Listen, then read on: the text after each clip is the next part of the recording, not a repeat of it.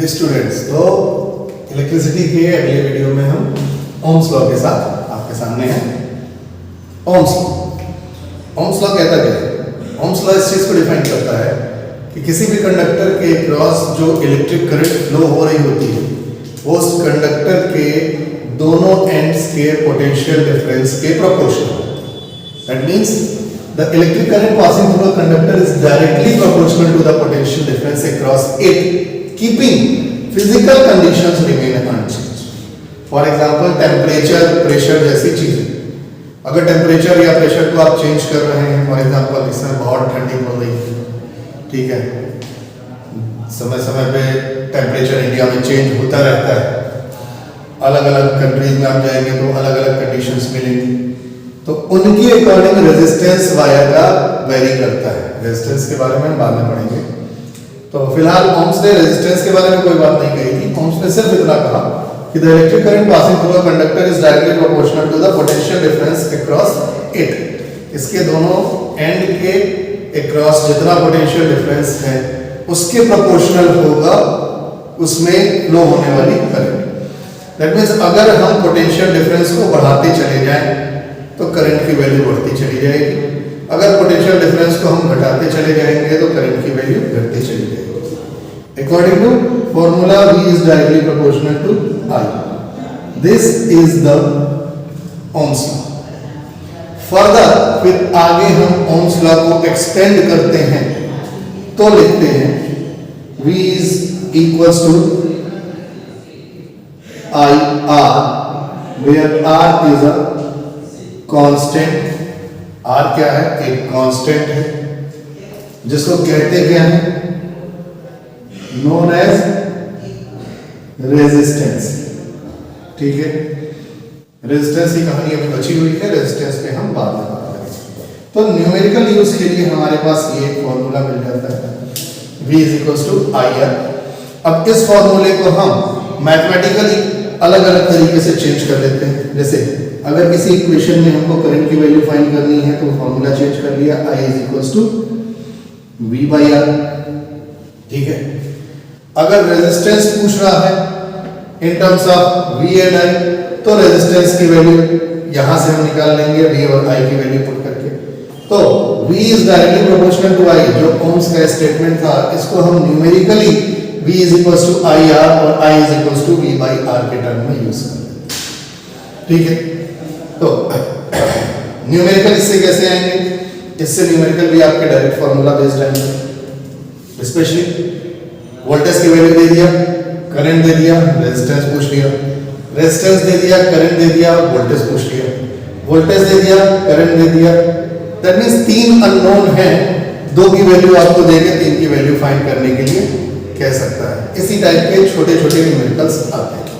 अब कंडक्टर के लिए ही ये स्पेशली इन्होंने स्टेटमेंट दिया था।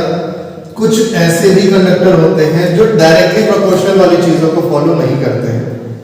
ठीक, तो जो कंडक्टर ओम्स लॉ को फॉलो करते हैं उनको हम ओहमिक कंडक्टर कहते हैं। ठीक है, ओहमिक कंडक्टर क्या होते हैं? Conductor which are following which follows the Ohm's law. जो ओम्स लॉ को फॉलो करते हैं उस कंडक्टर को, उन कंडक्टर्स को हम ओहमिक कंडक्टर कहते हैं। ठीक है, V is directly proportional to I। अब यहां पे एक छोटा सा क्वेश्चन और आता है, दैट इज VI कैरेक्टरिस्टिक्स का। VI कैरेक्टरिस्टिक्स क्या है? That is VI relationship. एक ग्राफ पैटर्न, एक ग्राफ को डिजाइन करना जिस ग्राफ के अकॉर्डिंग ये चीजें क्लियर हो जाए कि वोल्टेज जैसे जैसे बढ़ेगा वैसे वैसे करंट बढ़ेगा। ठीक, अगर ग्राफिकली इस चीज को हम देखें तो अगर ग्राफिकली हम इस चीज को देख रहे हैं तो एक्स एक्सिस पे करंट को रखें और वाई एक्सिस पे पोटेंशियल को रखें तो एक कंडक्टर के लिए हमको एक स्ट्रेट लाइन मिलेगी हमेशा। ठीक है, which straight lines represents the relation between voltage and current is directly proportional. V is proportional to I. अगर वोल्टेज की वैल्यू हमने 2 वोल्ट की तो करंट डबल हुई, 4 की तो करंट 4 हुई, 6 की तो करंट 6 हुई। जैसे जैसे वोल्टेज को इंक्रीज करते जाएंगे वैसे वैसे करंट की वैल्यू इंक्रीज होती चली जाएगी। ठीक है, तो ये है एक मेटल या कंडक्टर, इसको आप मेटल कह सकते हैं या कंडक्टर कह सकते हैं। कंडक्टर की VI कैरेक्टरिस्टिक्स। ठीक, चलिए अब आज के लिए एक क्वेश्चन, एक लॉजिकल क्वेश्चन और कि क्या जो फिजिक्स कहता है वही मैथ्स कहता है, या कई बार ऐसी चीजें भी होती हैं जहां फिजिक्स और मैथ्स एक दूसरे को कॉन्ट्राडिक्ट कर रहे होते हैं। चलिए इस टॉपिक पे डिस्कस करते हैं। छोटा सा टॉपिक है, आपके ही पोर्शन का है। टॉपिक ये है कि if V is proportional to I, then I is proportional to V, सही है या नहीं सही? एक बार सोचिएगा, डिस्कस कीजिएगा। ठीक है, सॉल्यूशन में अभी बता रहा हूं आपको कि क्या ये चीजें सही हैं या नहीं सही। देखिए यहां मैथ्स तो कहता है,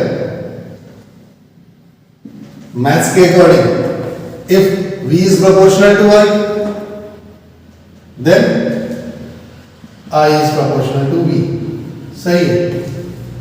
कैलकुलेशन के लिए हम यूज भी करेंगे, V is equals to I R तो I is equals to V by R करेंगे यूज।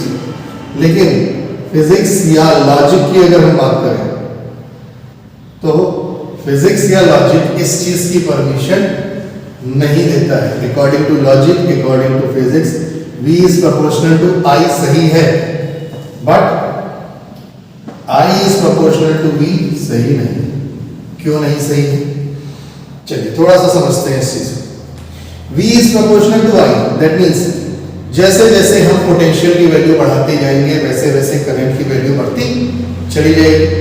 करंट की वैल्यू बढ़ती जाएगी, that means flow of charge बढ़ता चला जाएगा। अच्छा, क्या फ्लो ऑफ चार्ज को बढ़ाने या घटाने का तरीका पोटेंशियल को इंक्रीज या डिक्रीज करने के अलावा कुछ और भी है?